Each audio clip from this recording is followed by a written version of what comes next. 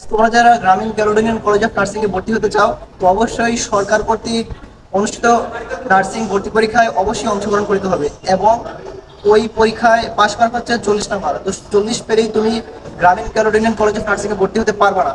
গ্রামীণ ক্যালোডিনিয়ান college of nursing এ ভর্তি হতে হলে একটা ছেলেকে অবশ্যই মাস্ট বি 70+ মার্ক ক্যারি করতে হবে, আর মেয়েদের ক্ষেত্রেও 65+ মার্ক ক্যারি করতে হবে। তাহলে তোমরা গ্রামীণ ক্যালোডিনিয়ান কলেজ অফ নার্সিং এর ফর্ম তুলতে পারবে এবং তোমরা ভর্তি হতে পারবে। সো জিসিসিএনে পড়াশোনা করে এরকম কিছু ভাইয়া বা আপুদের সাথে আজকে আমরা কিছু কথোপকথন করব। তবে চলুন চলে যাই সেই কাঙ্ক্ষিত ব্যক্তিবর্গের কাছে, শুনি তারা কিভাবে জিসিসিএনে ভর্তি হলো। তুই অ্যাডমিশন টেস্টে এক একবারে এক এক রকম হায়ার স্কোর ওঠে। এবারে যেমন মেয়েরা 70+ পেয়েও অনেকে সরকারিতে চান্স পায় নাই। তো এক এক সময় এক এক স্কোর উঠে, এবার হয়তো বা স্কোর আরো বেশি উঠতে পারে। তো এখানে হচ্ছে যে আমাদের কলেজে অ্যারাউন্ড টোটাল স্কোর 198 থেকে 100 এরকম বলা যায় যে গতবারে নিচে। তো তাদের মধ্যে আসলে যাদের জিপিএ মার্ক ভালো থাকে তাদের হচ্ছে টোটাল মার্কটা ভালো চলে আসে। তোর কত মার্ক ছিল? আমার অ্যাডমিশনে মার্কস ছিল 50 আর জিপিএ মার্কস ছিল 50। তো দুইটা মিলে 100 আসার কারণে হয়ে গেছে। আচ্ছা, তোর জিসিএ আসার পিছনে কারণ কি ছিল?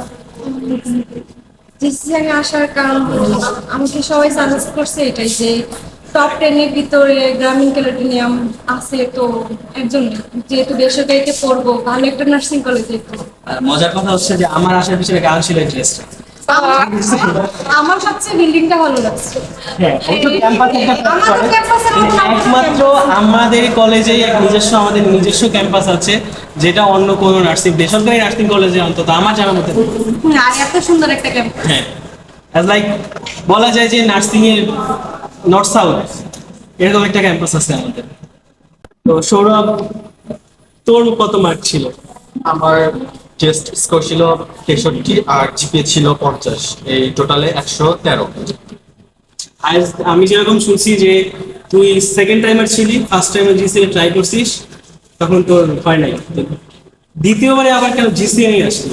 কারণ জিসিসিএন হচ্ছে টপ 10 কলেজের মধ্যে 1 নম্বরে ছিল। আমি যখনই অনলাইনে সার্চ করেছি top 10 college in BD, that's why GCCN always first, যার কারণে জিসিসিএনই আমার আসা। আর জিসিসিএন বিল্ডিং যেটা আছে সেটা হচ্ছে পুরো দক্ষিণ এশিয়ার মধ্যে এরকম বিল্ডিং এই একটাই, যার কারণে এটাই সবার ফার্স্ট চয়েস ইভেন আমার। তোদের হোস্টেলের পরিবেশ কেমন? এক রুমে তোরা কয়জন থাকিস? হোস্টেলের পরিবেশ বলতে গেলে মানে বাইরের দিক থেকে আর কি অন্যান্য হোস্টেলের তুলনায় অনেক ভালো পরিবেশ। আর হোস্টেলে একটা রুমে হচ্ছে কিছু জায়গা আছে 4 কিছু জায়গা মানে রুমের হচ্ছে সাইজ অনুযায়ী তোরা কি ফ্রিতে থাকিস নাকি প্রত্যেকের আলাদা আলাদা বেড আছে? প্রত্যেকের আলাদা আলাদা bed, drop, dressing table, even আলাদা পড়ার জন্য টেবিলও আছে। আচ্ছা, রুমে কি একটাই লাইট সবার পড়ার জন্য? না না, প্রতিটা টেবিলেই আলাদা আলাদা টেবিল ল্যাম্প দেওয়া আছে। আচ্ছা, তো হোস্টেলের খাবার নিয়ে কি স্যাটিসফাইড তোরা?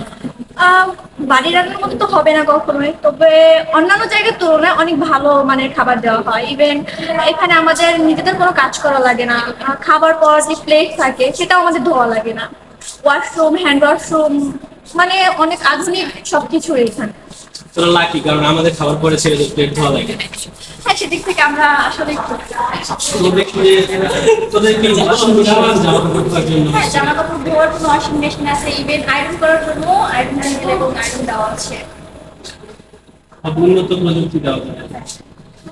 হোস্টেলে কি সব নিয়ম বিধি আছে?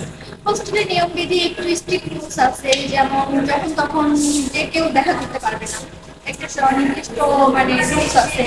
যেমন প্রতি সপ্তাহে হচ্ছে শুক্রবারে শুধুমাত্র লোকাল গার্ডিয়ান দেখা করতে পারবে। আর আমরাও সবসময় বের হতে পারি না, বের হওয়ার জন্য কিছু রুলস এবং রেগুলেশন আছে।